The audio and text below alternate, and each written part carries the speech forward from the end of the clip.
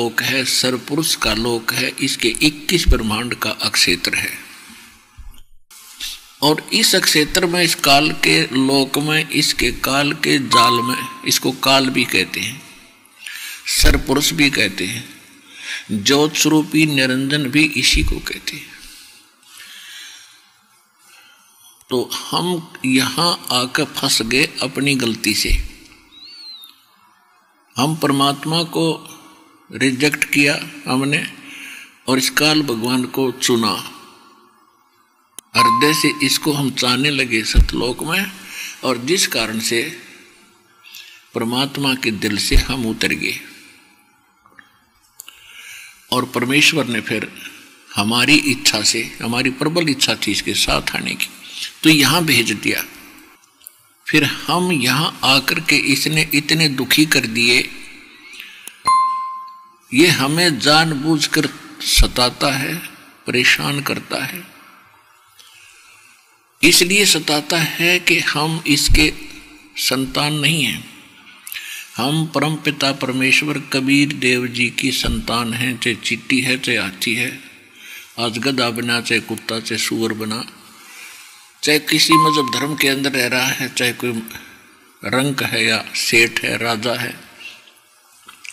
ये सभी आत्माएं, चाहे ब्रह्मा विष्णु महेश, ये देव हैं, अन्य जितने देव हैं, ये सभी परमात्मा कबीर जी की आत्मा हैं।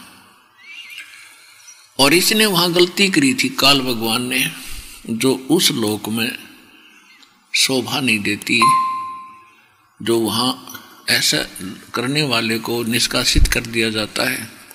जिस कारण से इसको वहां से निष्कासित किया, इसने अपनी गलती की सजा पाई और विरोध भगवान से शुरू कर दिया।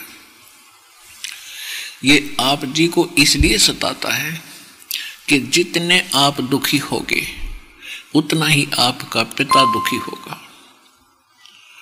इसलिए आपका जीवन हराम कर रखा है। आपको पता ही नहीं था अभी तक हम ये कष्ट क्यों भोग रहे हैं। आप हमारे को ऐसे रोका हुआ इस काल भगवान ने जैसे कसाई बकरे पालता है। पुण्यात्माओं, प्रथम बार तो आपको ऐसा लगता है कि ये कोई कथा हुई, ये कोई कहानी हुई, हमने कभी सुना ही नहीं। भगवान बड़ा दयालु है, कैसी बढ़िया मौसम बनाया है, कैसे फल फ्रूट दिए हैं, कैसी बढ़िया कनक बाजरा ज्वार बनाई है, कितनी शीतल हवा चल रही है, दिन रात बनाए हैं, और बढ़िया दरिया बह रही है, शीतल जल इनके अंदर है। तो हम ये सोच लेते हैं कि बहुत परमात्मा हमारी बड़ी केयर टेक करता है, बड़ा देखभाल करता है, हमारे लिए कितनी व्यवस्था कर रखी है, तो बड़ा दयालु है ये भगवान। और जब हम किसी का बेटा मरता है, किसी की बेटी मरती है, पूरा का परिवार नाश हो जाता, अक्षेत्र का अक्षेत्र विनाश को प्राप्त हो जाता है किन्हीं भी कारणों से। फिर हमारी बुद्धि वहां जाती नहीं कि ये कहाँ गई उसकी दयालुता, क्योंकि हम जीव हैं और जीव की बुद्धि की सोच जीव स्तर की ही होती है। और यदि हम इतना विचार करते तो कोई ना कोई विकल्प खोजते, अवश्य कभी चर्चा करते कि ये क्या जीवन होया भाई। कल तक ये व्यक्ति अपने बच्चों में कितना प्यार से रह रहा था, और जिस मकान को बनाने में इसने अपना जीवन न्यौछावर कर दिया, जो संपत्ति इसने संग्रहित करी, और वो सारी छोड़ कर चला गया। तो ये इससे आगे हम सोच नहीं सके थे, और ये मान लिया था ऐसे तो भाई होया ही करे, ये तो होता ही है। तो जब तक हमें कोई विकल्प नहीं है तो हमारी यही सोच रहेगी कि ऐसा तो होता ही है।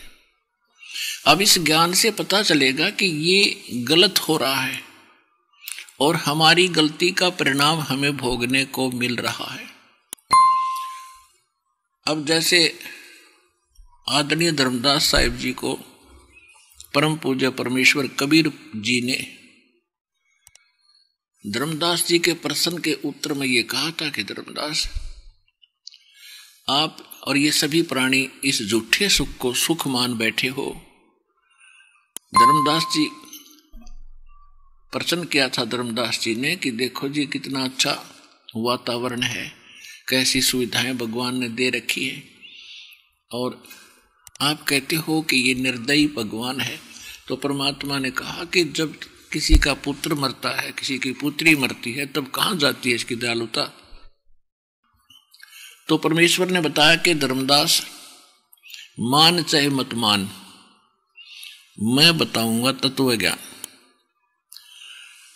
इसने आपको अपने स्वार्थवश पाल रखा है, उसके लिए इसने अपने 3 पुत्र छोड़ रखे हैं, यहाँ के प्रधान बना दिए। रजोगुण युक्त ब्रह्मा जी को बना दिया, तमोगुण युक्त सतोगुण युक्त विष्णु जी को, और तमोगुण युक्त शंकर जी को। और ये तीनों ही आपको आपकी उत्पत्ति का, आपकी यहाँ स्थिति यानी आरोग्य रखने का और मारने के तीनों कारण हैं, यही कारण है। और इसका मूल निमित्त है इनका पिता, उसको शराब लगा हुआ है 1 लाख मानव शरीरधारी प्राणियों का आहार करने का, और जिसके लिए इसने अपने 3 पुत्र तुम्हारे रखवाले छोड़ रखे, जैसे कसाई बकरे पालता है। अब यहां प्रश्न उठता है, तो परमात्मा ने बताया कि जैसे कसाई बकरे पालता है, ऐसे आप जी को इसने रोक रखा है। अब वो बकरे तो अमुक बकरे होते हैं बेचारे, ना जुबान उनका, और उनके लिए कसाई क्या करता है, एक विशेष स्थान बनाता है, उसके ऊपर एक झोपड़ा डालता है, शेड डालता है, गर्मी और सर्दी ओलों से बचाने के लिए। उसका एक लंबा चौड़ा चरागाह भी रखता है, उसी में एक छोटा सा तालाब भी बना देता है, और यदा कदा जाकर के वो उन बकरों के ऊपर हाथ फेरता है, और वो बकरे उसको प्यार करते, एक नेक व्यक्ति मान के कि देखो हमारी कितनी केयर टेक कर रहा है, हमारी कितनी संभाल रखता है। और जिसमें उसको आवश्यकता पड़ती है 10 बकरों की, 5 बकरों की, इससे अधिक बकरों की या बकरियों की, तो उस समय वो नहीं देखता किसका बेटा मरेगा, किसकी बेटी मरेगी। उसने तो छांट लेने हैं मोटे मोटे, जिनमें अच्छा मांस हो,